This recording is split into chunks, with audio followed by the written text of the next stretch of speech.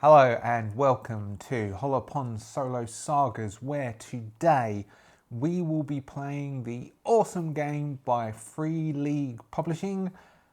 Well, it wasn't originally it was in the 1980s. Dragonbane.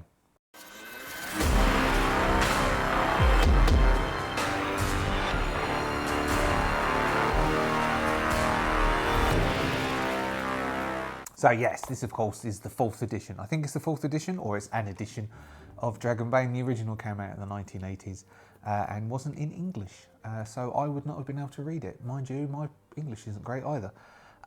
So, where did we have? We had, first off, as it said down there just now, thank you very much. If you're a subscriber, thank you so much for subscribing. If you haven't subscribed yet, as there is a percentage of viewers who haven't subscribed yet, which is fine, but it would be lovely if you did. Please subscribe if you can just spare the click. It adds to the numbers, it assists us moving forwards, it then hopefully will help some form of revenue generation at some point, theoretically, in the possible future, and allow us to purchase more things. And so, for instance, I've recently purchased the Aliens role-playing game. Yes, I've been wanting to do it for ages, but I had to basically wait for it to go below 50% sale. But just, it helps. It will help. It helped me replace my cameras, which cause issues when it gets too hot, and replace the lights, and try and get better ones, and just try and improve the quality of the product that I'm attempting to produce for your consumption. Anyway, there we go. Sold that a bit. Oh, and thank you very much to our one member. And if you want to join the membership, that's also would benefit, help me, because it then gives it allows me to then spend some money on things like cameras and stuff. That's enough of me trying to sell my wares, and instead let's play a game. And today we're going to be talking about Quackbane and Gorham and Eartha Kitt. Try not to get confused with the Eartha Kitt from Batman. Sadly, she passed away in 2008, so definitely she will not be turning up and playing a solo role-playing game. As someone got confused, or a couple of people did, a couple of months ago. They are at the moment in a wizard's tower. They're in that tower and they're attempting to get to to find the lab or the study where there are some artifacts that Stonegate says will make it much easier for them, which is some binding stones, and it will allow them to return to the surface instantly, like teleporting them. They have wandered around the tunnels looking for an entrance in to the Wizard's Tower, which they've now got into, and then they were exploring an arboretum, yep, full of petrified trees and petrified forests, where they dodged various different, they had lots of failures, but luckily they didn't encounter anything that hurt them. The only thing I think they encountered was some goblins. No, that was in the tunnels they encountered the goblins, and they snuck past them. And so at the moment we're in the 3rd point of our 8-step mission, which is the Mage's Refuge, and we don't know what we're facing. So we've left the petrified arboretum, and now we need to roll to find out what we face next, which we haven't done in a bit, so I can't remember. Here we go, exploration tables. So we roll a d20 to find out what the area is that we have entered into. So we have come into a 3, which is some tunnels, some burrowed tunnels, or I don't think burrowed tunnels works within this tower. Let's do something else. Burrowed tunnels does not work. A natural 1, an abandoned outpost. That will work. So I don't know if you do this, but I'm assuming some of you might play solo games, but if you are generating rolling tables and they don't work, nobody's policing you. You don't have to pick something which either doesn't spark, it's Mary Kondo. If it doesn't spark joy, throw it away and keep the things that spark joy. And thank those things when you do throw them away. But yeah, so a burrowed tunnel, I don't know how that would work in the Wizard's Tower, the Wizard's Sleeve. Google it, actually don't. But an abandoned outpost works quite well. So we'll take an abandoned outpost. Next, roll a d4, and that is how many d4s we roll on the location details table. Let's have high. 4. 4's nice and high. So we've got 4. 1, 2, 3, 4. And then we'll go 1 to 4. So the first one is a 3, an oddity. The next one is a danger. 3, is another 2 oddities and 1 contents. And then we roll on those tables. So we've got 1 contents, 2, a bloody trowel. Okay, that's interesting. So we could decide to follow that and see where it leads. We have 2 oddities. We'll do those first. We have a 20 for an oddity. Unsettling laughter. We did that before. That's how we met Gorham. Gorham was... No, it wasn't Gorham, was it? That was... Oh, man. He died, didn't he? Oh, God, I feel really bad. Man left behind. And I can't remember his name. Shifting architecture. That's interesting. So as we move around, it's going to be harder because...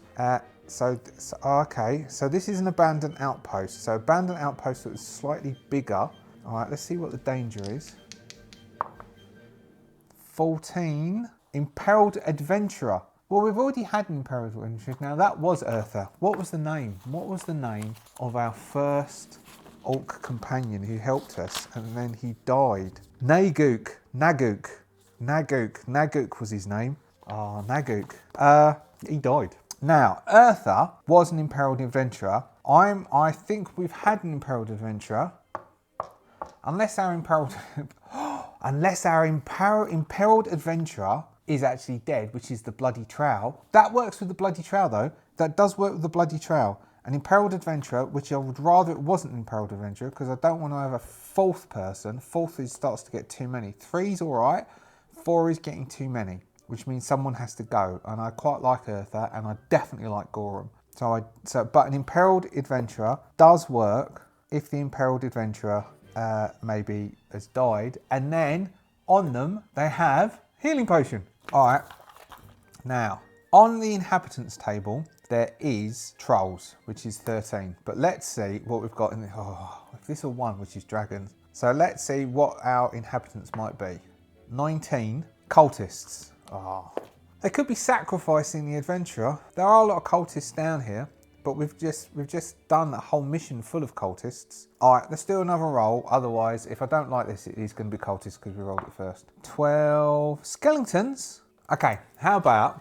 All right, let's go Oracle. Let's go Oracle because what I'm thinking is, though I like this, what I'm thinking is it's the bloody trowel. We're going to try following the bloody trowel. So we need to track the trowel. Will give us. We'll make it hard. So we've got to have a bane. We'll do 2. It's everything comes in 3s. It's because I did stand-up comedy in 2022 and jokes and everything comes in 3s. Things work well in 3s. So if you do a list of funny things, it's mundane, funny twist. Always list of 3 things. 3 things to track this bloody trowel. So we found this bloody trowel. The blood seems quite fresh and we're following it. And possibly on the second one, we will find, let's see, so it's cultists. I reckon skeletons. So what did we did? We rolled skeletons, didn't we? Skeletons. So I'd rather have skeletons. We will find this corpse of a skeleton on the second one. And then if we manage to get to the third one with no fails, then the adventurer might still be alive. But the adventurers hold himself up, or themselves up, because we don't know who they are, inside... because this is an abandoned outpost inside a cupboard in an outpost, and then we have to get into the cupboard, but there'll be some skeletons attempting to bash their way down, bash their way through, and we'll have to take on the skeletons. So we'll fight some skeletons, because I think it was only last time I said we haven't fought any skeletons. So that's what we've got. So what we've got is I will say, well, let's say to the Oracle, is it skeletons that have cornered an adventurer? No, it's not skeletons that have cornered an adventurer. All right. Cultists then. Is it cultists that have cornered an adventurer? It's complicated. All right, so it's complicated. So maybe it's, okay. Is it cultists about to sacrifice an adventurer? That's complicated. So why don't we have a couple of skeletons that have been summoned. So we'll have 2 skeletons that have been summoned, and we've got cultists that have trapped an adventurer has locked himself in the cupboard and the cultists are trying to get their way out. The adventurer is stabbed. So we've got some cultists. Maybe we've got one that can cast spells and we'll fight someone who can do magic. And we'll work out how to do magic and have him do magic at us. Like whatever the basic sort of magic missile type spell is, we'll do that. Because we've not actually use magic as a magic user magic. So we'll do that. So what it is, first off, we need to track them down, of course. So we'd have come right there. Right. Oh, seems to be something we can have a bit of a rest. Wah, wah. Now, Eartha, if you mind just having our butchers around, we might be able to then see what's going. Oh, hold on, Quackbean. Eartha, darling, I was talking, and leadership. Now, Quackbean, look, fresh blood. Quick! Oh yeah, look at that, fresh blood. That seems to go through that doorway there. Shall we follow it? Yeah, I reckon so. Might be a fight involved. Go on, mate. You got a one-track mind. Come on then. So they've spotted that. So that was her awareness roll. So they're going to attempt to track, which is also awareness, isn't it? Her awareness is 12. Quackbane's is 11. Quackbane's going to try. So how about, I think you can assist. Well, we're going to say you can assist. So Eartha is going to assist Quackbane in doing an awareness to try and track. I think, is it awareness? Is tracking awareness? Or is that bushcraft? There isn't one, so we're going to use awareness. We're going to use awareness for them attempting to track. So Eartha is assisting Quackbane in trying to track awareness. This is just, I'm trying to get a 1. So Quackbane has an awareness of 11. All right, so that is two 20s. I'm going to say this gets cracked up to a 4 because that is definitely a bad roll. They are going to stumble into the 2 skellies and 2 cultists, and the 2 skellies and the 2 cultists are going to go first. Let's make the skellies will go, the cultists will go first, the skellies will go second, and then we'll have all the other ones because basically we get ambushed. So we're wandering around, we're completely oblivious to what's going on. We try all different, we try, which is this being burnt. We try in loads of different rooms. We can't seem to find the trail goes cold, the trail goes hot, the trail goes cold, the trail goes hot. And then we stumble into a room and we bump almost straight into these skeletons and these cultists. They get the drop on us because they've heard us wandering around. So let me quickly write down some stats for these. So we stumbled on. So we've bumped into them. We've basically got a cultist, hit points 12, mage, hit points 12. Mage has got will points of 14. They've both got an evader 14. The cultist has a dagger, which does D8 and has got a 14 skill. The mage has 2 spells, fireball, which will do 2d6 damage and takes 2 will points. Fire blast, 2d8s and takes 4 will points. Both he's got a roll of 14 to hit. Then there's 2 skeletons, both equipped with short swords. Both of the skeletons are wearing studded leather. The skeletons have got a 12 to attack. The skeletons have a 6 evade. And I don't know whether I've said, but the cultists have got a 14 evade. The cultists and the skeletons are bashing down at the door as we basically stumble into this very small little storage room with a closet at the back where he's got some stuff in, and we stumble right, almost smash straight into them. And so we smash almost straight into them. I've got we'll go cultists, go on a 1 because we walk straight into them, and we've got the skeletons, we'll go on a 2. We'll have Gorham goes on a 3, Eartha on a 6, then we've got Quackbane. Now, we might have Gorham, no, it doesn't matter, does it? It doesn't matter. If we give them, we could give them a Bane and we could give us a boon. Same turn, actually. That works because it's one will point per. So we have, we've bumped straight into them. We've got the cultists who go first on 1. They aren't surprised. They've heard us coming and they've turned and faced us. So as we come stumbling in, the cultist mage has stepped to the back. So it's a small room, 5 foot 5, let's say 5 foot by 5 foot. No, that's too small. 10 foot by 10 foot. So two normal squares. So, or in this game, 4 meters square. With a little door in the top right hand corner. Shall I draw it quickly? It's not going to matter. We're all going to be basically facing to each other. So we've basically come into this. That's the door where they were standing trying to bash down. We've come rushing down wrong way, come rushing down this way. They're all prepared for us. We've stumbled into this, straight into these lot. They all get to have a whack at us as we're standing here. So even Eartha isn't going to get to use bow. Eartha's going to have to use spear. That mage is then going to be able to fire at us. We're going to have to try and maneuver to here to get to him because these are basically standing guard. He's just going to be throwing spells at us until he runs out of will points. I've been given him, he's got a stave, he's got a staff. So he's going to be throwing will points, throwing spells at us. Now, I think there's... Hold on, I'll quickly check. All right, so what he can do is he can use extra will points to increase the power level to target someone else within the thing. So he might do... So Fireball is 2 will points. He might spend 6 will points to fire 3 fireballs and hit all 3 of us. Is that 1 roll? I mean, that makes sense. So if I would say, if it was a player, I would say, yeah, you can spend the points, but if he fails the roll, then all 3 miss. All 3 miss. I mean, it's magic. So he's standing at the front. He is then going to see us all walk in, and he is going to spend 6 points, taking him to 8 will points, to fire 3 fireballs at us. That's a 14. I'm guessing, shall we do 1 each? One roll each. 1 roll each makes sense. So he has to roll 14. So against Gorham, natural. So okay, he fails. I'm going to look up what that does afterwards. Against Quackbane, hits, and against Eartha, hits. What does a demon do when you're throwing magic? That sounds like it's something bad. All right. Okay. So magical mishap. I'm going to roll a d20. He gets a magical mishap. A 16. The spell backfires. An offensive spell affects you instead of the intended target. A protecting spell or healing spell inflicts damage instead. Okay, all right.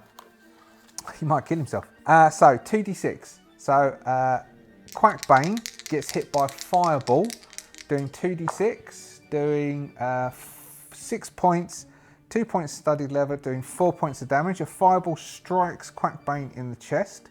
He goes, oh my god, magic! Then we got against Eartha. Eartha's got only 1 point, so 4 points hits Eartha. Where's Eartha's character sheet? Eartha's on half hit points. And then we've got the one that's going to go for Gorham, instead backfires and explodes in the mage's own face, doing 4 points of damage, taking him down to 8 hit points. Then the cultist, so that's the mage. Then the cultist is going to step forward, and the cultist is going to try and attack. So Eartha would be near the back, so we're going to say 1, 2, 3, Quackbane. So Quackbane. The cultist steps in to try and hit Quackbane. Quackbane's still all right. The cultist has a dagger, so the cultist is going to step into Quackbane. That's who the Quackbane cultist has a 14 to hit. Hits, doing a d8 with his dagger, doing 8 minus 2 for the studied leather, doing 6 points. Taking Quackbane to 10 hit points gone already. Then we've got the 2 skeletons. We will put also the 2 skeletons. If the cultist is taking Quackbane, then the 2 skeletons, we're going to go 1 to 4 is Gorham. So Gorham, second skeleton. Quackbane. Okay, Quackbane is going to attempt to evade the second skeleton if the second skeleton hits. So the skeletons have got 12s. He goes for Quackbane. Quackbane has an evade of 13. Quackbane evades, so Quackbane uses up his go evading. So that was the cultist. So this is now the skeletons, one of the skeletons, and the other skeleton hasn't rolled yet to try and attack Gorham. He hits Gorham. Gorham will just take it. It's got a short sword, which is a D10, doing 1 hit point. Gorham's armour is 2, which means 1 point comes back on the skeleton. Though it's meant to be against the weapon, I'm going to say that instead it's against the skeleton because it makes it easier. Taking that skeleton down to 7 hit points. Now we have, what was that? That was Gorham, wasn't it? That's Gorham. So Gorham didn't evade, so Gorham is going to, so there was Gorham against those 2, and then there's the cultist. The cultist is the one that really hurt Quackbane, so the Gorham is going to try and smash up the cultist with his, what's he got? He's got he's got a broadsword now, isn't he? He's got his broadsword. So Gorham is going to turn and attempt to, no, he's going to strike that the skeleton. The skeleton actually hit him. He's going to try and hit the skeleton because he's only got 7 hit points left. So he goes against the skeleton. A 13 misses because Gorham only has a 12. We could attempt to push it and give Gorham a condition, which he has an NPC we shouldn't really do, so we won't, because we shouldn't really do that. So Gorham misses. Oh, this is not going to be good. Now we've got Quackbane. Quackbane is going to spend a will point. Quackbane is going to say, let's see, shall he give them, what have they got? I reckon giving them a Bane at this stage is probably better than giving us a boon, because there's 4 of them still up. So Quackbane is going to say, oh, all right. Quackbane is quickly, with his lie, he's going, oh, they sprung a trap on us 3 and did us like a treat. Wrapped us up with a bow, then they stabbed us, who would know? Oh, we're gonna get ya, we're gonna stab you up. Oh, cultists, skillies, let me tell yous, your time is up. That was alright. So they now have a Bane until Quackbane's next turn. So Quackbane's going to go late to make sure they all go early so they get Banes. Now we've got Eartha. Eartha with her spear isn't going to go for one of the skeletons because she will get a Bane against the skeleton because it's a stabbing weapon and it will just go through them. So instead she's going to go, she can't go for that mage. Oh, unless she backs up. She could try and back up and fire a bow at the mage. All right, she's going to try and back up. So we will give her evade is, her evade, she's got acrobatics 14. She's going to try and back up without getting hit, success. And then she is going to attempt to fire a bow at the mage who's at the back. He didn't get, mind you, he's doing magic. 2, which hits, and the bow does a D10 plus 4. D10 plus 4. The mage has got 8 points left. Doing 9 points. So she goes, wait up, don't worry lads. Steps back into just that corridor bit, pulls back a bow, and it flies out and strikes that mage who hasn't got an evade left, straight, boop, and the mage goes down. Which was good really, because he was quite dangerous. End of turn. Right, so we've got, we'll go Skellies. Cultists, Eartha. Eartha is blue. Gorham is pink. Quackbane. Well, what do we got?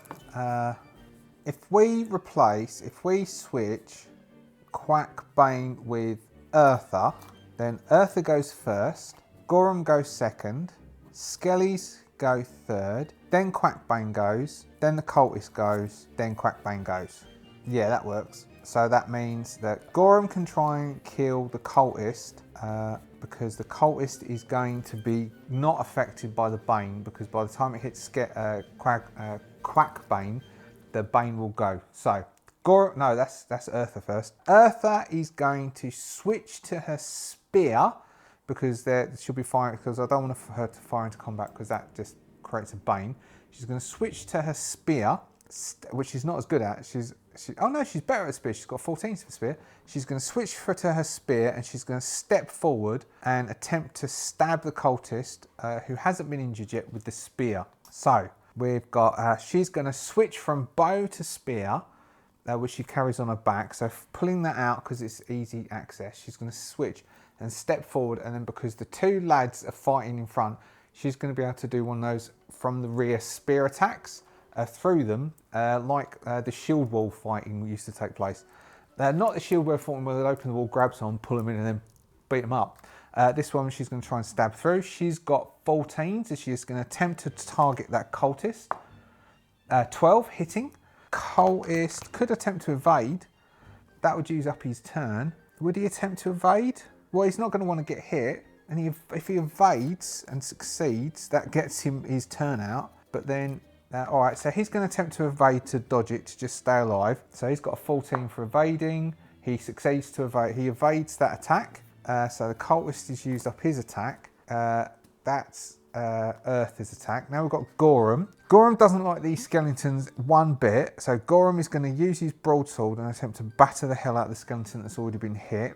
Gorham has 12s for his broadsword. He's going for that skeleton. 19. Gorham is not on game today. Gorham is really not on top form. So Gorham steps forward, tries to hit that skeleton. He goes, misses. The skeletons are now going to go. So the skeleton that's attempted to attack Gorham before will attack again. They have a Bane. Oh, he would have had a Bane for his evade. No, that would have still worked with evade. So now we've got a Bane with the attack for the skeleton. They've got 12 for short swords. This one is going to go for Gorham, and the other one will go for Quackbane. So against Gorham, 13 misses. It steps forward, kind of is unsure, and then missing, and then Quackbane. Oh, don't hit. Oh, hits. Hits Quackbane. Quackbane will attempt to evade. He successfully evades. So Quackbane dodges. We use that Quackbane's turn there. So that's both the skeleton's attacks. And then we've got Quackbane. Quackbane is now going to go, now, that song never worked. What an idiot. You didn't miss like I thought you would. So instead, I'm going to help my mates. We're going to batter you sideways. Come on, lads, get 'em. Using up a will point. That means all of us have got boons until the end of next turn. Reset, round 3. Hopefully the last round. So who we got? We've got the cultist still hasn't been hit yet. Both skeletons haven't really been hit either. Everyone's got to really pull their finger out and get them done this time. So we will have cultist, 9. Skeleton, 8. Ooh, nice. Which means as long as we don't roll a 10, everyone's going first. And that's what we want because they've all got boons. Eartha, going first again. Gorham. Oh, Gorham. All right, Quackbane's going to switch with Gorham. Quackbane. So everyone goes first before Quackbane. So Quackbane is going to switch his 5 with Gorham's 10. So we've got Gorham going. We've got Eartha. Then we've got Gorham. Then we've got Quackbane. Then we've got Skellies, Cultists, Quackbane. So we might be able to have Quackbane can do a Bane on the Skelly and the Cultists, depending on what happens. So Eartha with her spear is going to try and get that cultist out of action. So Eartha is going to. Eartha has a boon, and Eartha's got spears of 14. She's going to step forward and target this cultist right in the face, hitting him in the face. Now, is that cultist going to try and evade again? Yeah, all right. The cultist is going to try and evade again. The cultist still has a Bane because Quackbane hasn't had his go yet. An 11 is still a successful evade. So the cultist uses up his go, but Eartha's spear misses again. Gorham is going to try and do for that skeleton that he's been trying to do for. He's going to step forward and swing his sword two-handed with a massive roar of, "Gonna get ya!" Come on. 13 misses. 13 misses. So even with the boon, he misses. Gorham, mate. Quackbane, he's got, what are you two doing? Come on. Quackbane's going to go for that skeleton. Quackbane's going to stab that skeleton before Quackbane is going to get, or he could give him, no, he's going to stab the skeleton. He's got a plus. He might be able to do it because can roll D8 plus a D4. He could do the skeleton. He's got 13s for knives. That skeleton's standing. His dagger has got piercing and slashing, so he's going to do slashing attack against the skeleton. A 16 and a 14 misses. Quackbane is going to get really angry and he's going to push that roll. So now he's got angry. He's going to push it. Oh, what's it? No, 13 hits. A 13 does hit. A 13 is exactly what he needs for knives. Okay, so he hits with a 13, but he's really angry. So he gets a D10 plus a D8. This is against the one that's been hit. He needs 7s. 4 hit points is not enough because it takes 2 off, which takes him only down to 5. All right. These are doing really badly against this. This cultist is laughing his head off even though he's dodging. Now we've got the skeletons. The skeletons will go 1 against Quackbane, 1 against Gorham. The one who's been hit several times will go against Gorham. No, they don't have their Bane anymore. So he's got 12s against, missing against Gorham. And then against Quackbane, we've got, I would use the same dice. Quackbane, the other Skelly's going to turn and try and attack Quackbane. 14, they've got 12s, so 14 misses. So being all that exchange of fire has got them all a bit worried. Now, Quackbane, are you going to give your people another boon? I think you will have to do it again. So he's going to get his lawyer out again. he's going to say, now you've heard my songs all afternoon and it hasn't made a jot of difference. You two have got to pull your fingers out and kill these geezers quickly, because times are ticking, the clocks are moving and these people's swords are hacking. So do your jobs and drop these knobs and let's have a cup of tea. So our people have all got a boon as we attempt to finish off this persistent, dodging, all over the place cultist. These two skeletons that seem to be made of adamantium, and the mage at the back, who was the one I really did think was going to do for us, seems to have been the one who went down the first. So first off, we will say skeletons, 10. Hey. We will say cultist, 9. Oh, thank God I cut there.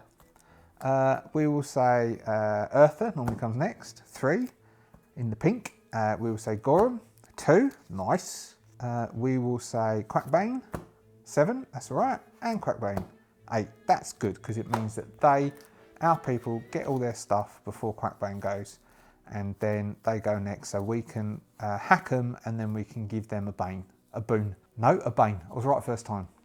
Gorum is going to step in, and he's going to do for that skeleton. He gets a boon. He's got a sword of 12. He misses. He misses. Okay, Gorum, you let us down. Eartha is going to reach in with that spear and attempt to stab that cultist. Eartha gets a hit with a 9. Doing, how much was that cultist down to? Oh no, the cultist dodged. It's all right. Cultist is going to try and dodge. Cultist has a 14 for evade. He's been dodging. He dodges again. So she stabs. Cultist dodges. And cultist is staying alive at the end. Okay, Quackbane. Quackbane will first off try and finish off this skeleton. Quackbane has knives of 13. 3 hits, doing a d8 plus a d4. Doing 6 points of damage. Minus 2, which is 4 points of damage, leaving the skeleton on 1 hit point. Meaning that we're now, so we could try and kill the skeleton or give him a boon. I reckon he's going to try and kill the skeleton. He's going to try and attack again and kill that skeleton, because then at least it only gives us one skeleton that's fighting. So he goes against that skeleton again with his daggers. 8 hits. He's only got 1 hit point. Mind you, he's got armour, so doing 11 points damage, killing the skeleton outright. So the skeleton breaks into bones and crumbling dust and collapses to the ground. The sword and his armour just collapses all into the ground, and that skeleton goes down, which leaves 1 skeleton left, which is on Gorum, and that skeleton is going to attempt to hack Gorum. The skeleton has 12s, missing on a 13. I think this is round 4. Last session, we wandered around for ages in that petrified forest, taking ages, and this one is like a fight against the most impervious to damage skeletons and cultists I've ever met in all my not that I've ever really met a skeleton or I've probably met a cultist for all I know, but I haven't met any skeletons, to be honest. Skeletons, 2, not great. Cultist, 1, really not great. Eartha, 8. Gorum, 9. Quackbane, 7 and 4. All right. Well, Quackbane, can't really replace his go with anyone because he would still go first before everyone. So that won't work. So their boon is going to go before Quackbane gets to go. So he could give him another one. But the cultist and the skeleton get the upper hand. The cultist is going to... Cultist could hold his go. Can he? No, he's not. The cultist is going to take advantage. He's going to lunge forward and he's going to try and get to Eartha, because Eartha keeps stabbing at him. So the cultist is going to lunge forward and try and get to Eartha. The cultist has 14s, 18. So the cultist is basically, because he's going so much just after Eartha, who keeps going to stab him, he lunges forwards and trips up over his robes, and he's unable to actually reach Eartha. The one remaining skeleton is going to 1 to 4 go for Gorum. No, he's going to go for Quackbane. He could kill Quackbane. Quackbane might have to evade. So he's going to go and try and attack Quackbane. He's got 12s, 18. He misses as well. So he trips over his boots. He's got big boots because he's only got skeleton feet, and he vows to stab Quackbane. Right, Quackbane, all of them are going to go. Right, Quackbane will go. Oh, man. All right, lads, this is our final turn. Finish them off, I swear. Do your best and kill them all, and we can take a rest. That's that one. Then he's going to utilise the power of that to lunge past the skeleton and try and get to that cultist and finish off that cultist.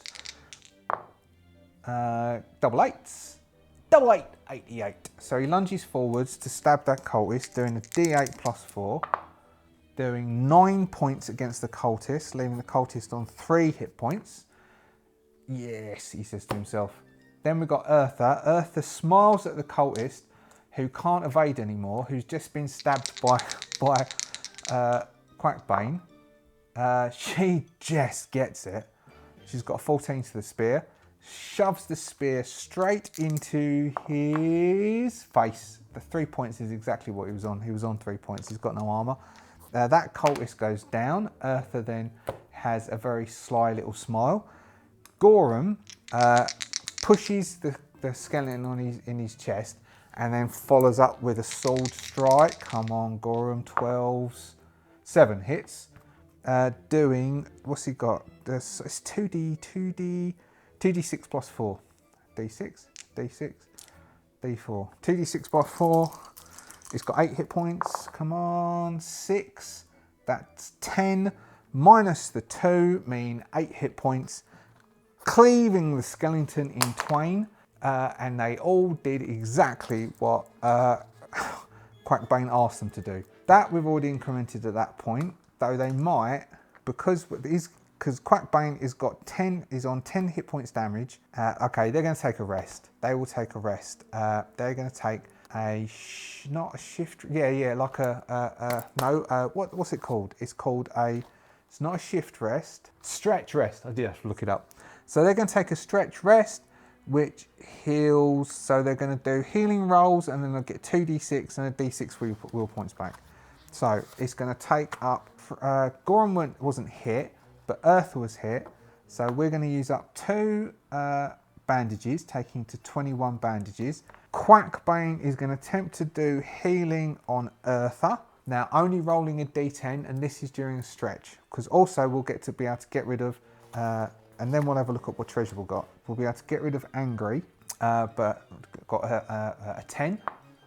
Failing again for Eartha, so Eartha gets just a d6 back, which is 4, which is fine. So that puts Eartha on 4 hit points. And then we've got Quackbane, who's also got a 10, still got the 10. He's not got anything that can give, no he hasn't. A 1. Quackbane, you beautiful, beautiful mallard. So he gets a 1, which means he'll get 2d6. I'm going to give him 3d6 back because he rolled a 1. And I think I did that with Gorham sometime previously. Giving us, he goes back to full hit points. He'd lost 10. That's what's that? That's 13 back. So he's back on full hit points. Then he's going to crack out the pipe, which means he gets a double high. So he'll get 5 will points back, which is all he consumed. So he's back to as he was beginning. Nice. So they've used 2 bandages. They're taking it's not a stretch. I just read it. It's not a stretch rest. It is a stretch rest. It's a stretch rest, not a shift rest. So take a stretch rest, which alleviates 1 condition. He got healing points back. Eartha's on full hit points. They've done that bit there. Right, now, we've got a mage, and we had the skellies. So let's do some treasure.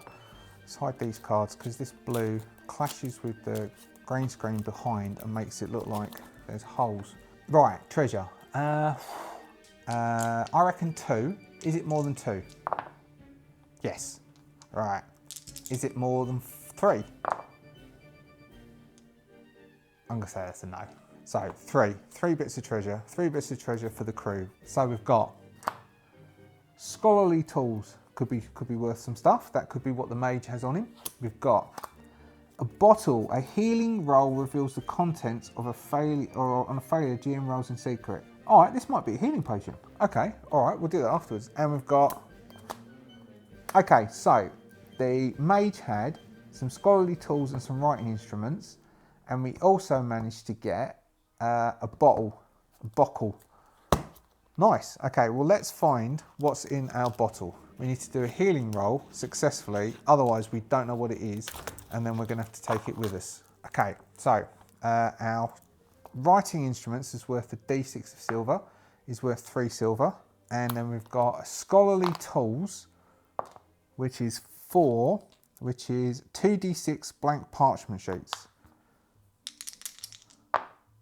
which is 9 blank sheets. I might say that if we're going through like all of these tunnels and things again, consuming a sheet will give us a boon on all of our rolls whilst trying, because we're basically creating a map, but it uses up one of the sheets. Just making that up. I like that. Right.